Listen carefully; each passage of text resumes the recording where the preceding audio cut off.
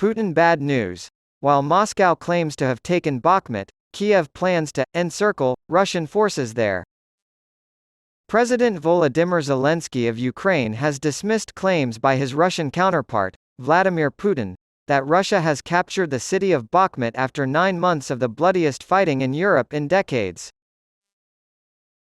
Putin expressed his pride in his troops after the Wagner Group claimed its mercenaries had captured the strategic city of Donetsk on Saturday afternoon with, practically no, assistance from the Russian military.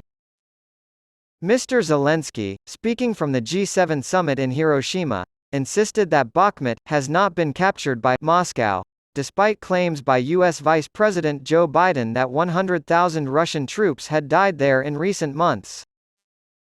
General Alexander Syrsky, who is in charge of the Ukrainian ground forces, said that they were closing in on Russian forces in the suburbs of Kiev and were getting closer to a tactical encirclement of the city. Hanna Maliar, the Deputy Minister of Defense in Kiev, echoed these claims, saying, "Our forces have taken the city in a semi-encirclement, which gives us the opportunity to destroy the enemy, who has to defend himself in the part of the city he controls." Ukrainian officials have warned that the situation in the strategic town of Bakhmut is critical, despite Russia's claims that they now have full control of the city. When Yevgeny Prigozhin claimed that the Wagner Group of mercenaries had taken the town around lunchtime, Ukraine's defense minister, Hanna Maliar, pushed back. Tensions are high in Bakhmut.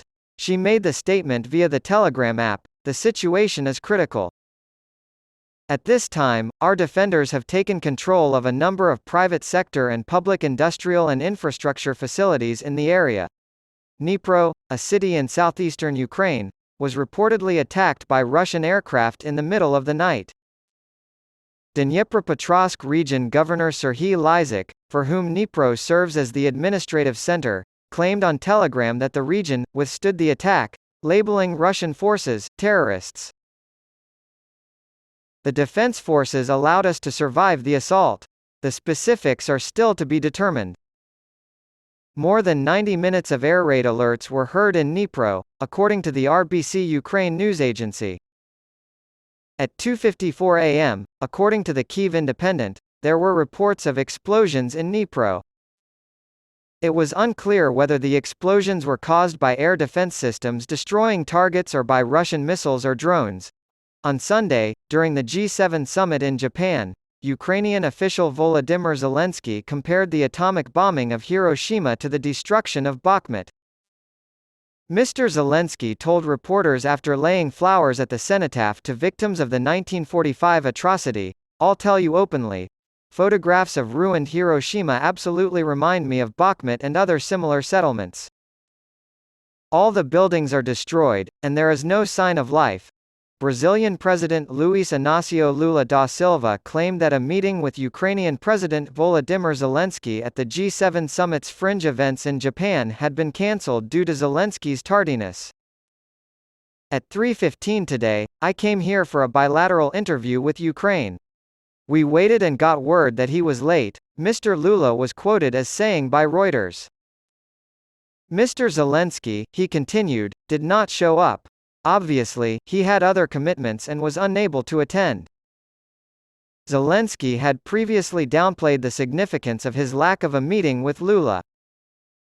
Mr. Lula also said on the sidelines of the summit that the conflict between Russia and Ukraine should be discussed at the United Nations, and not at the G7 meeting.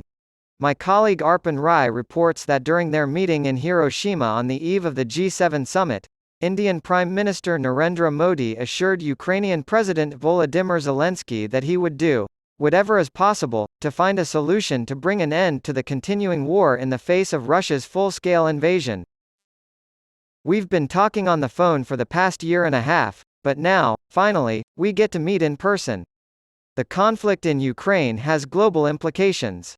Mr. Modi told the Ukrainian president this during the leaders' first face-to-face talks with their delegation on Saturday. However, Mr. Modi continued, "For me this is an issue of humanity, an issue of human values, and not a political or economic one.